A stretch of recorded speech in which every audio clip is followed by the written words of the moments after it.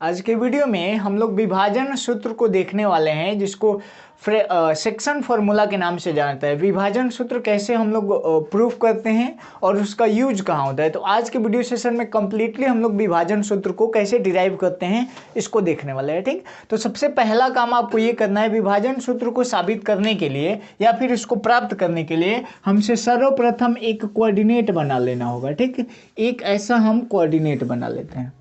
Then ये हमें पता है एक्स ओ एक्स डैश होता है, वाई ओ और ये हो जाएगा हमारा वाई डैश।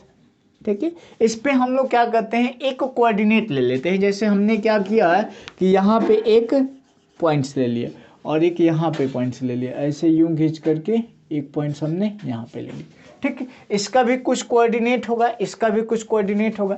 इसका जो कोऑर्डिनेट है इसको हम मान लेते हैं P और इसका निर्देशांक है x1, y1। ठीक है, और इसका निर्देशांक मान लेते हैं Q, जिसका निर्देशांक होगा x2, y2। ठीक, और इसके मिडिल पॉइंट में कोई बिंदु है, ठीक है, जो इस PQ रेखाखंड को मान लेते हैं, इसको R मान ले, PQ हो गया तो R मान लेते हैं, और इसका निर्देशांक मान लेते हैं x, y है, जो इसको m अनुपात n में विभाजित करता है। ठीक, तो इसका कितना, इसका निर्देशांक जो होगा x, y ये कैसे निकलेगा, इसी को हमको देखना है। ठीक, देखिए ये चीज हमारा हो गया क्वेश्चन का। तो यहाँ पे आप लोग लिखिएगा, माना P x1, y1 तथा Q x2, y2 दो निर्देशांक हैं, जिसको R x, y बिंदु m अनुपात n में विभाजित करता है। ठीक, तो इतना स्टेटमेंट हो जाएगा हमारा। तो सबसे पहले हम लोग इस पे यहाँ पे लिखते हैं, माना, तो इसका स्टेटमेंट हम लोगों ने लिख लिया कि माना P x1, y1 तथा Q x2, y2 को मिलाने वाली रेखा, मतलब इसको और इसको मिलाने वाली रेखा को पे R एक ऐसा बिंदु है जो किसको m अनुपात n में अंतः विभाजित करता है, मतलब अंदर से विभाजित करता है। इसमें भी दो केस है, एक अंदर से विभाजित करेगा, एक बाहर से विभाजित करेगा। तो अंदर से विभाजित वाला हम लोग प्रूफ कर लेते हैं। ठीक, ये चीज हो गया। अब इसमें कुछ हमको रचना करना होगा। ठीक, तो यहाँ पे लिखेंगे रचना। रचना में देखिए आपको क्या करना है, रचना में आपको कुछ करना नहीं है, बस यहाँ से आपको इस पे लंब डालना है, यहाँ पे इस पे और यहाँ से इस पे। तो यहाँ से जब हम यहाँ पे डालेंगे लंब तो ऐसे आएगा, यहाँ से ऐसे आएगा और यहाँ से ऐसे आएगा। ठीक, तो इतना हम लोग मिटा देते हैं, एक्स्ट्रा है। इसको हम मान लेते हैं A और ये पॉइंट मान लेते हैं B और ये पॉइंट C। यहाँ पे 90 बनेगा, यहाँ भी 90 बनेगा हमारा और यहाँ भी 90 बनेगा। एक चीज और करना है हमें, आप लोग इसको डॉटेड बनाइएगा क्योंकि आप लोग एक ही कलम से, ठीक है, तो इसको डॉटेड करना है। और यहाँ से अगर हम इस पे डालें तो ये लंब डालना है हमको, और यहाँ से इस पे डालेंगे तो ये लंब डालना है। ABC हो गया, इसको D कर दें और इसको E कर देते हैं। ठीक, तो यहाँ पे रचना में हमको लिखना है, रचना में AP, BR और CQ, AP, BR तथा CQ को मिलाया। और एक चीज और है इसमें, क्या है कि PD जो है लंब होगा BR पे, PD लंब है किस पे, BR या RB पे। और एक चीज और होगा कि RE लंब होगा EQ पर, EQ कह रहे हैं QC, CQ पर क्या लंब होगा, RE परपेंडिकुलर होगा, अर्थात लंब होगा, RE लंब होगा QC पर, तो RE लंब हो गया QC पर। ठीक, ये हमारा रचना का काम हो गया। अच्छा ये बताइए, थोड़ा सोचना है, यहाँ पे हमने देखा अगर इस फिगर में ABDP, ठीक, इस फिगर में हम देखते हैं तो यहाँ भी 90 है, यहाँ भी 90 है, यहाँ भी 90 है, तो ये ऑटोमेटिकली 90 हो जाएगा, क्योंकि किसी भी चतुर्भुज का चारों कोणों का योग 360 होता है। तो ये सब मिला के जो होगा 90, 90, 270, तो ये 90 हो गया। इसका मतलब ये जो है ABDP एक आयत है। उसी प्रकार यहाँ भी ये भी 90, ये भी 90, ये भी 90 और ये भी 90। तो यहाँ भी हम कह सकते हैं कि BCER जो है ये भी क्या होगा, हमारा आयत हो जाएगा। तो लिखेंगे यहाँ पे ABDP तथा BCER एक आयत है। एक आयत है। ठीक है, जब यह आयत है तो इनके आमने सामने की भुजाएं बराबर होगी। सबसे पहले आप एक चीज कर लीजिए, यहाँ पे अगर इसका निर्देशांक x1, y1 है, मतलब यहां से लेके यहां तक का डिस्टेंस कितना है x1, ये डिस्टेंस कितना है हमारा x1, और यहां से लेके यहां तक का डिस्टेंस कितना होगा y1, ये डिस्टेंस होगा ना जी x1, y1। ठीक, उसी प्रकार इधर भी आते हैं हम लोग, तो यहाँ का निर्देशांक जो है x, y है, मतलब यहाँ से लेके यहाँ तक, यहाँ से लेकर के और यहाँ तक ये कितना है x है। उसी प्रकार ऊपर से लेके, मतलब यहाँ से लेके और यहाँ तक ये y होगा ना हमारा, यहाँ से लेके यहाँ नीचे तक ये कितना होगा हमारा y होगा। समझना है ध्यान से, बाद में फिगर कॉम्प्लिकेटेड हो जाएगा, समझ में नहीं आएगा। ठीक उसी प्रकार यहाँ से लेकर के यहाँ तक का डिस्टेंस क्या होगा x2, यहाँ से लेके यहाँ तक का डिस्टेंस क्या हो गया x2 हो गया हमारा, और यहाँ से पूरा ऊपर से लेके और यहाँ नीचे तक का डिस्टेंस क्या हो जाएगा y2 होगा ना। कोऑर्डिनेट का अगर आपको जानकारी होगा तो समझ में आता होगा सारा चीज। ठीक, अब हम क्या करते हैं कि इन सभी पॉइंट्स का, इसका इसका इसका इसका किसी भी तरह से हम लोग क्या निकाल लेते हैं, दूरी निकाल लेते हैं। ठीक, देखिए अब देखिए हम यहाँ पे क्या करेंगे, हमको पहले इसका दूरी निकालना है। तो ए बी बराबर किसके होगा पी डी के, ए बी बराबर होगा किसके पी डी के होगा ना जी। और इसका डिस्टेंस कैसे निकालेंगे, ए बी बराबर पी डी। तो अगर हम इस पूरे में से इसको घटा दे तो पूरा कितना है ओ बी माइनस ओ ए, यह कितना हो जाएगा ओ बी और माइनस ओ ए। तो ओ बी का मान कितना हमारे पास, ओ से लेकर बी तक का दूरी है एक्स, तो यहाँ पे लिखेंगे एक्स, और माइनस ओ ए का डिस्टेंस कितना है x1, तो यहाँ पे लिखेंगे x1। ठीक, ये चीज हमें मिल गया, ये कितना मिल गया x minus x1, A B और पी डी, ए बी और पी डी मिल गया हमको x माइनस x1। ठीक उसी प्रकार इसको भी हम लोग निकालते हैं, बी सी बराबर होगा आर ई के, बी सी जो होगा छोटू वह बराबर होगा किसके आर ई के। और बी सी आर ई कैसे निकालेंगे, तो अगर ओ सी में से इस पूरे में से हम इतने को घटा दे तो यहाँ से हो जाएगा ओ सी और माइनस ओ बी। ओ सी का मान कितना है, ओ से सी तक का डिस्टेंस है x2, ये माइनस नहीं है बराबर है x2, और माइनस हमको इसको घटाना है तो x।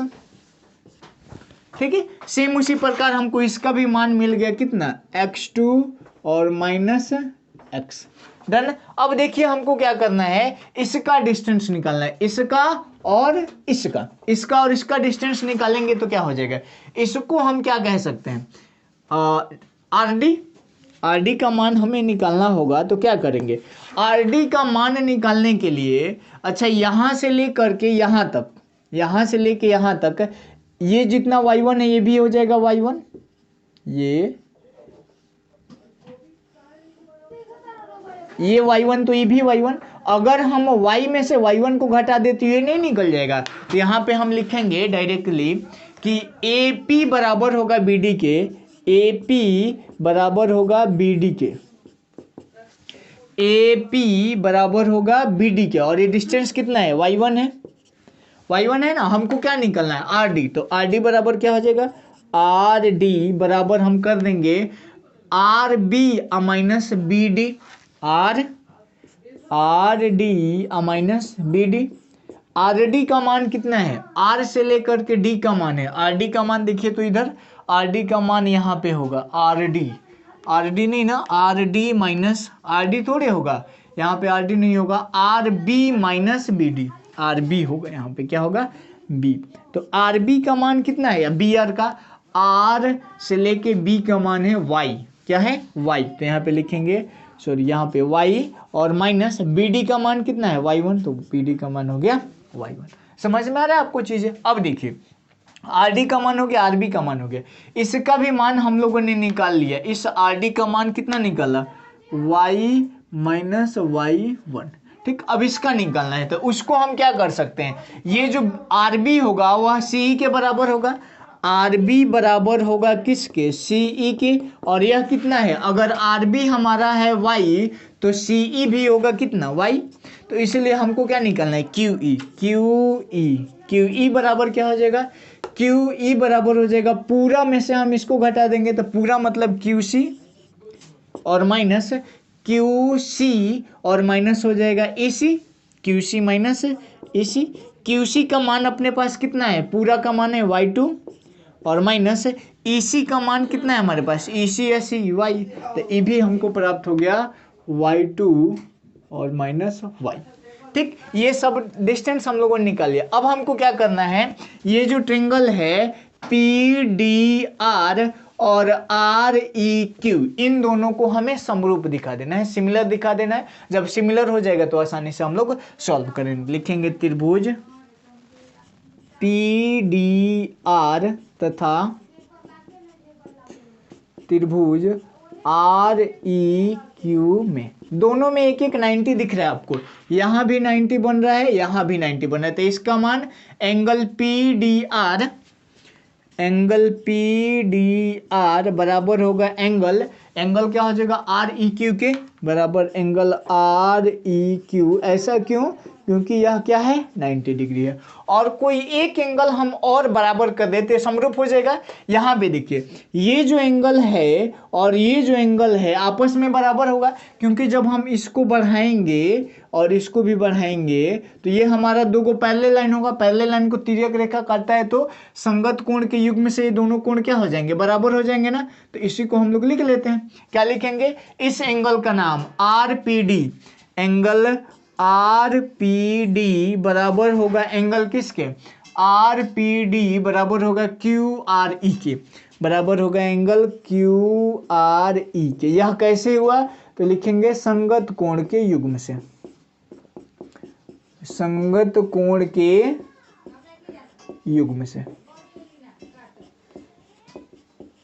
ठीक है, अब दोनों त्रिभुज के दो को कोण बराबर, तो दोनों त्रिभुज सिमिलर हो जाएंगे। लिखेंगे त्रिभुज पी डी आर, त्रिभुज पी डी आर सिमिलर होगा त्रिभुज किसके, आर ई क्यू के। कैसे, एंगल समरूपता से, एंगल समरूपता से। अब हम लोग एक चीज पढ़े होंगे त्रिभुज में, मैं आपको एक चीज पढ़ाया होगा कि समरूप त्रिभुज के संगत भुजाएं अनुपातिक होती है, ये चीज मैं बताया हूं ना, समरूप त्रिभुज के संगत भुजाएं अनुपातिक होती हैं। तो यहां पे लिख देंगे हम समरूप त्रिभुज के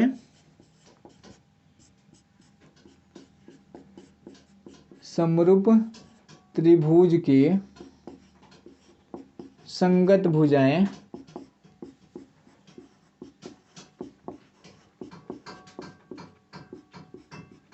भुजाएं अनुपातिक होती हैं, अनुपातिक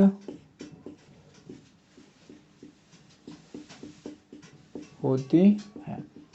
अब यहाँ पे हम लोग क्या करते हैं, इनकी संगत भुजाओं का अनुपात ले लेते हैं। तो संगत भुजा का अनुपात कैसे लेंगे, ये देखिए PD और इसका संगत भुजा आर, यहाँ भी देख ले PD का संगत भुजा आर। ठीक, तो यहाँ पे लिखेंगे PD बट्टा में PD और बट्टा में आर ई बराबर PD का संगत भुजा हो गया आर ई, उसी प्रकार DR का संगत भुजा हो जाएगा EQ, तो DR का संगत भुजा हो जाएगा EQ। यहाँ भी देख लीजिए DR का संगत भुजा EQ, तो ये बच गया PR का संगत भुजा RQ बराबर PR का संगत भुजा हो गया क्या RQ। ठीक, ये चीज हमारा हो गया। अब इसका बस वैल्यू हमको पुट कर देना, हमारा आंसर क्वेश्चन बन जाएगा, मतलब ये वैल्यू हमें प्राप्त हो जाएगा।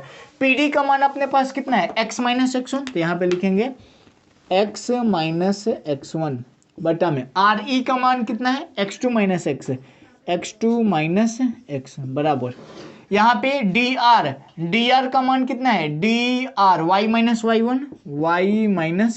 y1 बटा में EQ का मान कितना है EQ का मान y2 माइनस y बराबर PR को, तो P से लेके R का डिस्टेंस चूंकि यह M अनुपात N में विभाजित हो रहा है तो M का मान हो जाएगा PR, और मतलब PR का मान M और QR का मान N, तो यहाँ पे लिख देंगे M बटा में N। अब आपको कुछ नहीं करना है, छोटा सा वर्क करना है। देखिए क्या है वो वर्क, एक बार इस पूरे को इसके बराबर कर देंगे और एक बार इस पूरे को इसके बराबर कर देंगे। जब इसके बराबर करेंगे तो x का कोऑर्डिनेट आ जाएगा।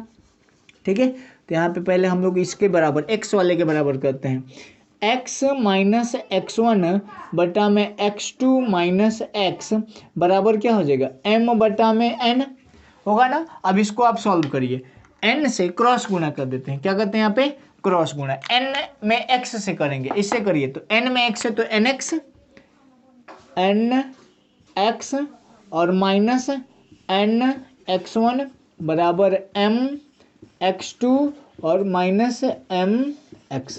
समझ में आया आपको, ये हमने n से x में तो nx है, n से x1 में तो nx1 है, m से x2 में तो mx2 और m से x में तो mx है। यहाँ पे देखिए ये nx जैसे है वैसे रहने देते हैं, इस mx को इधर बुलाते हैं तो माइनस में इधर आएगा तो प्लस में mx, इसको भी x तरह बना लेते हैं, ठीक है। और बराबर इधर में क्या है, पहले से है mx2 और ये माइनस nx1 जाएगा तो प्लस nx1। समझ में आपको। अब यहाँ पे कुछ नहीं करना है, इन दोनों में कुछ कॉमन दिख रहा है हमको, क्या कॉमन दिख रहा है समझिएगा, यहाँ पे कॉमन दिख रहा है, इसमें भी x है इसमें भी x, तो x को जब हम कॉमन करेंगे तो हमारे पास क्या बचेगा, m प्लस n या n प्लस m, तो डायरेक्ट लिखते हैं m प्लस n और बराबर इधर क्या है जैसे है वैसे mx2 और प्लस nx1, ठीक है। x का कोऑर्डिनेट हमें यहाँ से मिल जाएगा mx2 और प्लस nx1 और बटा में ये जो गुणा में इधर आएगा तो बटा में m प्लस n, ये हमें x का कोऑर्डिनेट प्राप्त हो गया। और हम लोग y का कोऑर्डिनेट पहले आप लोग इतना उतार लीजिए, फिर हम लोग y का कोऑर्डिनेट उतारते हैं, ठीक। अच्छा से एक स्क्रीनशॉट लीजिए, ऊपर हेडिंग डाल दिया गया है विभाजन सूत्र, जिसको सेक्शन फार्मूला कहा जाता है, ठीक। पहले आप इसको उतार लीजिए और फिर y वाला हम लोग निकालते हैं यहीं से। तो इधर का मैं इरेज करूंगा, अगर हमें y वाला कोऑर्डिनेट प्राप्त करना होगा तो हम क्या करेंगे, इसको इसके बराबर कर देंगे, मतलब y माइनस y1 अब बटा में y2 minus y2 minus y बराबर m बटा में n। यहाँ पे आप क्रॉस मल्टीप्लाई करें, n में y से तो ny माइनस n y1 बराबर m y2 और माइनस m y, वैसे ही करिए, ny है तो ny, ये जो my है इधर आएगा तो माइनस में है प्लस में my बराबर my2 और ये ny1 इधर आएगा प्लस ny1। यहाँ पे कॉमन क्या दिख रहा है हमको, y दिख रहा है तो लिखेंगे m प्लस n कर दें और बराबर my2 और प्लस ny1। y बराबर क्या निकलेगा यहाँ से my2 प्लस ny1 और बटा में, ठीक है, बटा में क्या हो जाएगा m प्लस n हो गया। ये y का कोऑर्डिनेट हो गया, ये x का कोऑर्डिनेट होगा, लिखेंगे अतः r का निर्देशांक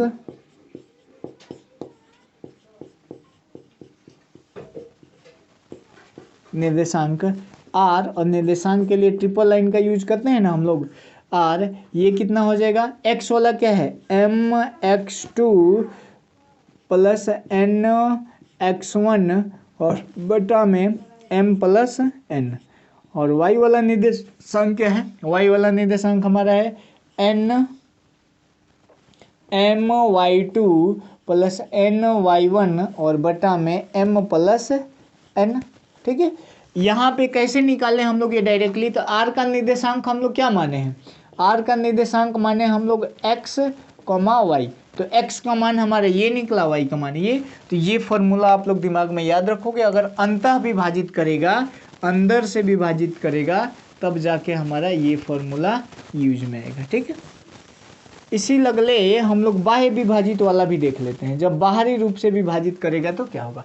पहले समझ जाइए कि बाह्य रूप से कैसे विभाजित करता है। मान लेते हैं हमारा कोई पॉइंट है ये P, जिसका कोऑर्डिनेट है x1, y1, ठीक है, और यहाँ से कोई बिंदु है Q, जिसका निर्देशांक है x2, y2, ठीक। और इसको बाह्य रूप से विभाजित करेगा, मतलब यहाँ से डॉटेड लाइन करेंगे, यहाँ पे हमारा होगा पॉइंट R, जिसका कोऑर्डिनेट होगा x, y।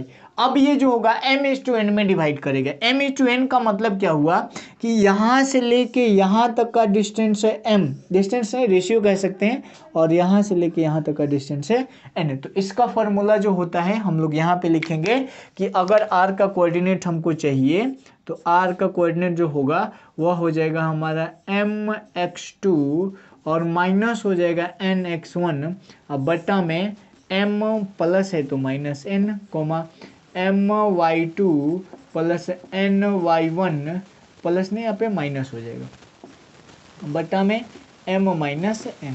इस चीज़ को भी आप प्रूफ कर सकते हो, हालांकि ये चीज़ हमें 10th के सिलेबस में नहीं दिया है, ये चीज़ को हमें इंटर के सिलेबस में पढ़ना है। तो अगर बाह्य रूप से भी विभाजित करेगा तब हम इस फॉर्मूले का यूज करेंगे, ठीक है।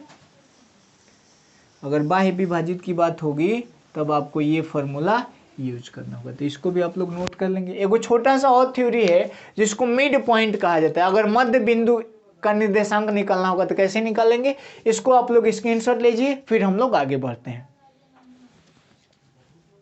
मध्य बिंदु सूत्र क्या होता है समझिएगा। कह रहा है कि यदि p x1 है, ये p पॉइंट है, ये q पॉइंट है, इसका निर्देशांक x1, y1 और इसका निर्देशांक x2, y2, अगर ये दिया हो और उस स्थिति में ये जो r है इस रेखा का मध्य बिंदु है।